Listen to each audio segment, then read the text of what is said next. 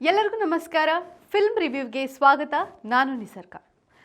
ಚೌಕಿದಾರ್ ಎಂಬ ಹೆಸರು ಕೇಳಿದಾಕ್ಷಣ ಎಲ್ಲರಿಗೆ ನೆನಪಾಗೋದು ಇದು ರಾಜಕೀಯ ಕುರಿತ ಸಿನಿಮಾ ಇರಬೇಕಾ ಅಂತ. ಆದರೆ ಇದು ರಾಜಕೀಯ ಸಿನಿಮಾ ಅಲ್ಲ, ಬದಲಿಗೆ ತಂದೆ ಮಗನ ಒಡನಾಟದ ಸಿನಿಮಾ.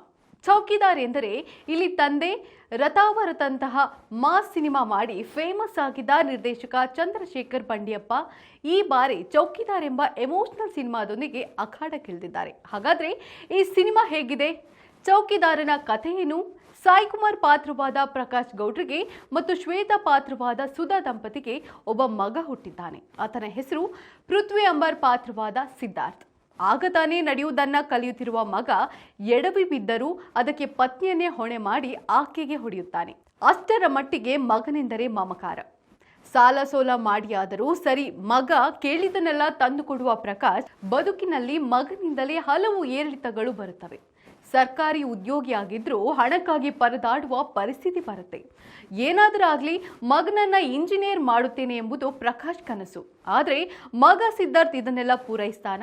ತಂದೆಯ ಕಷ್ಟಗಳನ್ನ ಬಗೆಹರಿಸಿ ಅವರ ಕಷ್ಟಗಳನ್ನ ಈಡೇರಿಸ್ತಾನೆ ಎಂಬುದೇ ಚೌಕಿದಾರ್ ಸಿನಿಮಾ ಕಥಾವಸ್ತು. ಈ ಜರ್ನಿಯಲ್ಲಿ ಹಲವು ಟ್ವಿಸ್ಟ್ ಮತ್ತು ಟರ್ನ್ಗಳನ್ನಿಟ್ಟು ನಿರೂಪಣೆ ಮಾಡಿಕೊಂಡು ಹೋಗಿದ್ದಾರೆ ನಿರ್ದೇಶಕ ಚಂದ್ರಶೇಖರ್ ಬಂಡಿಯಪ್ಪ.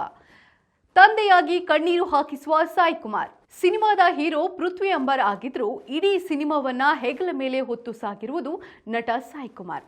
ಎಮೋಷನಲ್ ತಂದೆಯಾಗಿ ಒಮ್ಮೊಮ್ಮೆ ಬೇಜವಾಬ್ದಾರಿ ಗಂಡನಾಗಿ ಸಾಲದ ಸುಳಿಗೆ ಸಿಲುಕಿ ಒದ್ದಾಡುವ ಮಧ್ಯಮ ವರ್ಗದ ಪ್ರಜೆಯಾಗಿ ತಮ್ಮ ಪಾತ್ರವನ್ನ ಸಾಯಿ ಕುಮಾರ್ ಕಣ್ಣಿಗೆ ಕಟ್ಟುವಂತೆ ಜೀವಿಸಿದ್ದಾರೆ. ಆದರೆ ಕೆಲ ಕಾಮಿಡಿ ಸೀನ್ಗಳಲ್ಲಿನ ಅವರ ಮಗುವಿನಂತಹ ನಟನೆ ಚೂರು ಓವರ್ ಎನಿಸುತ್ತೆ.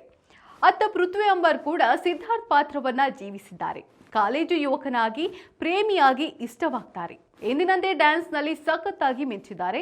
ಚಿತ್ರದಲ್ಲಿನ ಅವರ ಲವ್ ಟ್ರ್ಯಾಕ್ಗೆ ಇನ್ನಷ್ಟು ಸ್ಕೋಪ್ ನೀಡಬಹುದಿತ್ತು. ಬಹಳ ದಿನಗಳ ನಂತರ ತೆರೆ ಮೇಲೆ ಕಾಣಿಸಿಕೊಂಡಿರುವ ನಟಿ ಶ್ವೇತಾ ಅವರದ್ದು ತೂಕದ ಅಭಿನಯ. ಧನ್ಯ ರಾಜ್ಕುಮಾರ್ಗೆ ಜಾಸ್ತಿ ಸ್ಕ್ರೀನ್ ಸ್ಪೇಸ್ ಸಿಕ್ಕಿಲ್ಲ, ಆದರೂ ಸಿಕ್ಕ ದೃಶ್ಯಗಳಲ್ಲೇ ಮಿಂಚಿದ್ದಾರೆ. ಒಂದೇ ಸೀನ್ನಲ್ಲಿ ಕಾಣಿಸಿಕೊಂಡ್ರೂ ಗಿಲ್ಲಿ ನಟ ನಗಿಸ್ತಾರೆ.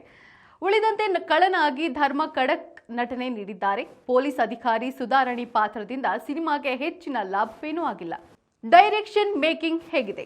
ನಿರ್ದೇಶಕ ಚಂದ್ರಶೇಖರ್ ಬಂಡಿಯಪ್ಪ ತಮ್ಮ ಜಾನರನ್ನ ಬದಲಾಯಿಸಿದ್ದಾರೆ. ಈ ಬಾರಿ ಎಮೋಷನಲ್ ಕಥೆಗೆ ಶಿಫ್ಟ್ ಆಗಿದ್ದಾರೆ. ಮಕ್ಕಳನ್ನ ತಂದೆ ಎಷ್ಟು ಜವಾಬ್ದಾರಿಯಿಂದ ಬೆಳೆಸಬೇಕು, ಮಕ್ಕಳ ಬೆಳವಣಿಗೆಯಲ್ಲಿ ಪೋಷಕರ ಪಾತ್ರವೇನು, ಮಕ್ಕಳು ಕೂಡ ತಂದೆ ತಾಯಿಗೆ ಯಾವ ರೀತಿ ಕಾಳಜಿ ವಹಿಸಬೇಕು ಎಂಬೆಲ್ಲ ವಿಚಾರಗಳನ್ನ ಬಹಳ ಸೂಕ್ಷ್ಮವಾಗಿ ಹೇಳುವ ಪ್ರಯತ್ನ ಮಾಡಿದ್ದಾರೆ. ಮಕ್ಕಳ ಮೇಲೆ ಪ್ರೀತಿ ಕಾಳಜಿ ಅತಿಯಾದರೆ ಆಗಬಹುದಾದ ಅನಾಹುತಗಳ ದರ್ಶನವೂ ಆಗಿದೆ. ಮೊದಲರ್ಥ ಕತೆ ತೆರೆದುಕೊಳ್ಳಲು ಸಮಯ ತೆಗೆದುಕೊಳ್ಳುತ್ತದೆ. ಅನಂತರ ಸಾಕಷ್ಟು ಟ್ವಿಸ್ಟ್ಗಳ ಮೂಲಕ ಕಥೆಯನ್ನ ಹೇಳಿಕೊಂಡು ಹೋಗಿದ್ದಾರೆ. ಜೊತೆಗೆ ರೇಷ್ಮೆ ಬೆಳೆಯನ್ನು ಕೂಡ ಕಥೆಯೊಳಗೆ ತಂದಿದ್ದಾರೆ.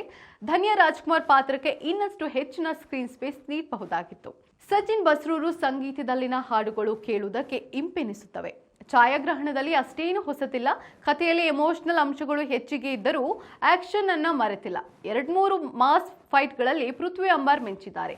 ಒಟ್ಟಾರೆಯಾಗಿ ಫ್ಯಾಮಿಲಿ ಎಮೋಷನ್ಸ್ ಜೊತೆಗೆ ಒಂದು ಮಾಸ್ ಕಮರ್ಷಿಯಲ್ ಸಿನಿಮಾಗಳನ್ನ ಎಂಜಾಯ್ ಮಾಡುವವರಿಗೆ ಚೌಕಿದಾರ್ ಹಿಡಿಸಬಹುದು.